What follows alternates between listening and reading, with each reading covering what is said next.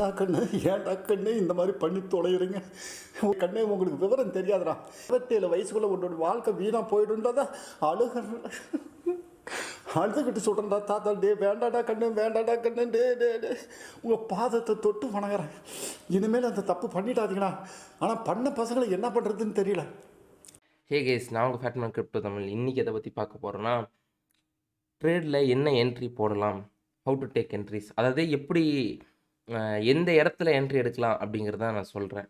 எந்த இடம் மீன்ஸ் எந்த டேரெக்ஷனில் நீங்கள் போகலாம் அப்படிங்கிறதுக்கான ஒரு டெக்னிக்கு. ஓகேவா? என்ன பண்ணுவேன்னா, சார்ட் எடுத்துப்பேன். இது கொஞ்சம் சிரிப்பாக இருக்கும், பட் எனக்கு இது ஒர்க் ஆகுது. நான் இதான் பண்ணுறேன். என்ன பண்ணுவேன்னா, ஒரு சார்ட்டை எடுத்துகிட்டு 1 ஹவரில் சார்ட்டை பார்ப்பேன். 1 ஹவரில் சார்ட்டை பார்த்துட்டு அப்படியே பார்த்துட்டே வருவேன். பார்த்துட்டே வரும்போது என்ன பண்ணுவேன், இப்போ ஸ்கேல்ப் எடுக்கிறேன்னு வச்சுக்கோங்க. இப்போ சார்ட் எங்கே இருக்குது நீங்களே பார்க்கலாம். சார்ட்டு கீழே இறங்கிட்டே வருது. Chart is in clear down trend. ஏதோ ஒன்று சார்ட் ஒரு டவுன் ட்ரெண்டில் நிற்கிது.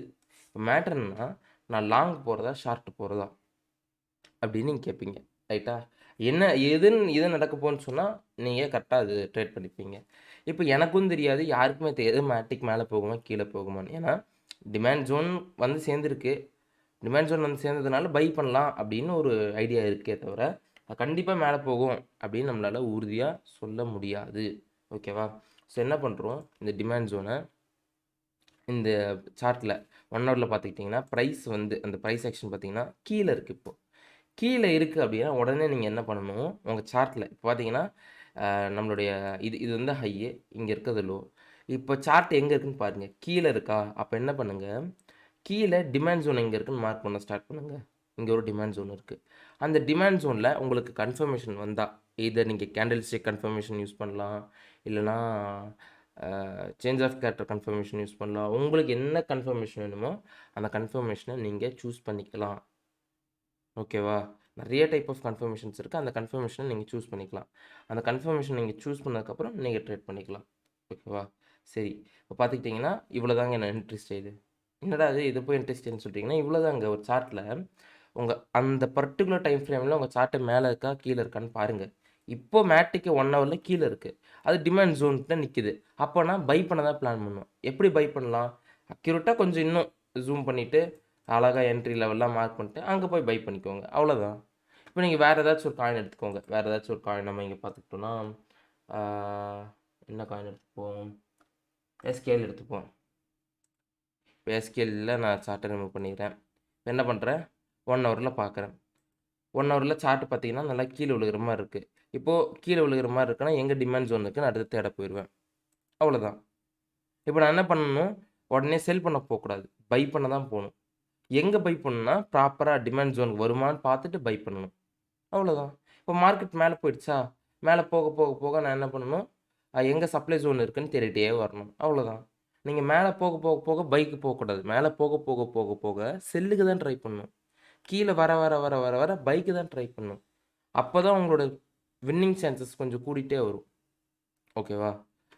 அந்த மாதிரி தாங்க இருக்கும். எப்போவுமே ரொம்ப சிம்பிள்.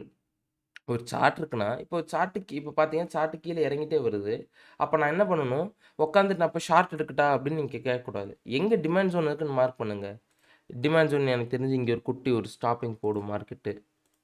இந்த இடத்துல ஒரு சின்ன டிமாண்ட் ஜோன் இருக்குது. மேபி மார்க்கெட் இங்கேருந்து ஒரு சின்ன பவுன்ஸ் பேக் கொடுக்கலாம். இங்கே எஸ்கேல் காயின் பார்த்துக்கிட்டிங்கன்னா 1 ஹவரில் இங்கே ஒரு சின்ன ஸ்டாப்பிங் மாதிரி இருக்குது.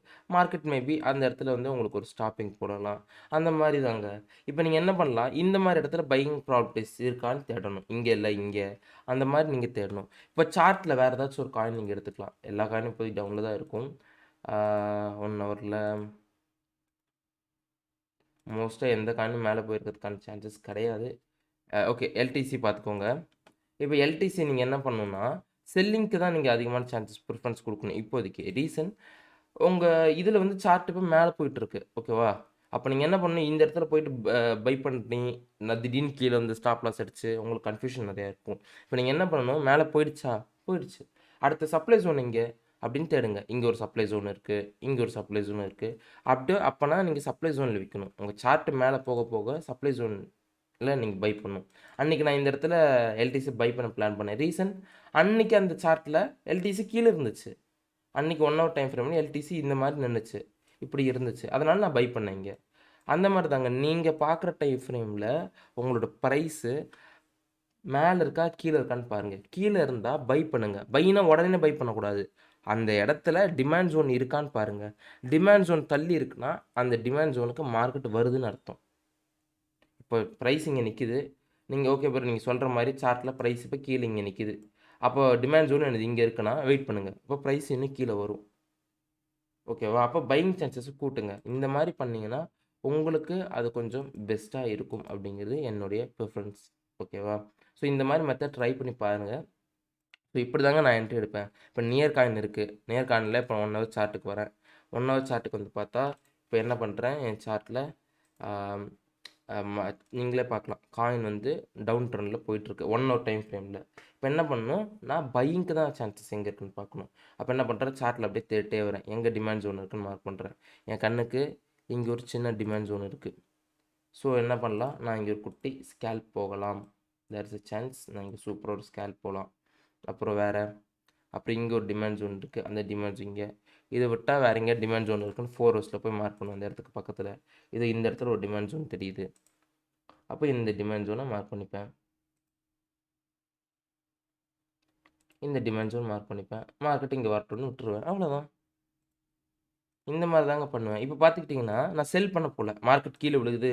எனக்கு அந்த ஷார்ட் வேணும் அப்படின்னு நான் போல. நான் பார்த்த டைம் ஃப்ரேம். நீங்க எந்த டைம் ஃப்ரேம் வச்சிருக்கீங்களோ, அந்த டைம் ஃப்ரேம்ல தான் முதல்ல ட்ரேட் எடுக்கணும். அனலைஸ் பண்ற டைம் ஃப்ரேம்ல ட்ரேட் எடுக்க கத்துக்கோங்க. நீங்க என்ன பண்ணுவீங்க, 15 மினிட்ஸ் அனலைஸ் பண்ணிட்டு, டே டைம் ஃப்ரேம் போய் என்ட்ரி எடுப்பீங்க. டே டைம் ஃப்ரேம் மார்க்கெட் புல்லிஷா இருக்கும். 15 மினிட்ஸ்ல மார்க்கெட் பியரிஷா இருக்குங்க. அப்போ நீங்க 15 மினிட்ஸ்க்கு என்ன ட்ரெண்டோ அத தான் நீங்க ஃபாலோ பண்ணணும். அப்ப அந்த 15 மினிட்ஸ் எவ்வளோ நேரம் தாக்கு பிடிக்குமோ, அதுக்கேத்த மாரி நீங்க ட்ரேட க்ளோஸ் பண்ணிக்கணும். இப்ப டே டைம் ஃப்ரேம்னா, டே டைம் ஃப்ரேம்ல ஒரு ட்ரேட் எடுக்கிறீங்கன்னா, அது நெறைய நாள் ஹோல்டு பண்ணும். அதனால நீங்க வந்து ஸ்டாப் லாஸ் வைடா வைப்பீங்க. ஆனா 15 மினிட்ஸ்ல ட்ரேட் பண்ணும்போது, நீங்க பண்ற ட்ரேடு கொஞ்ச நேரம் தான் இருக்க போகுது. 1 நாளோ, ஒரு 2 மணி நேரம், 6 மணி நேரம் தான். அப்ப நீங்க சீக்கிரம் க்ளோஸ் பண்ணுவீங்க. ஓகேவா? அப்ப அதுக்கேத்த மாரி தாங்க நீங்க டிசைன் பண்ணணும் உங்களுடைய டைம் ஃப்ரேம. ஸோ, ஒரு டைம் ஃப்ரேம் எடுத்துக்கிட்டீங்கன்னா, அந்த டைம் ஃப்ரேம்ல சார்ட் எங்க இருக்குன்னு பாருங்க. இப்போ நியர். டைம் ஃப்ரேம் கீழ இருக்கு. அப்ப என்ன பண்ணணும்? பைக்கு போணும். அப்ப எங்க பை பண்ணலாம்? Demand zone. இப்போ அப்படியே உதாரணத்துக்கு மார்க்கெட் வந்து இப்போ இன்வெர்ஸ்ல இருக்குன்னு வச்சுக்கோங்க. இப்போ மார்க்கெட் பார்த்தீங்கன்னா மேல போயிட்டுருக்கு. இப்ப நான் என்ன பண்ணணும்? சார்ட் மேல போயிடுச்சா? இப்ப செல் பண்ண பார்க்கணும்.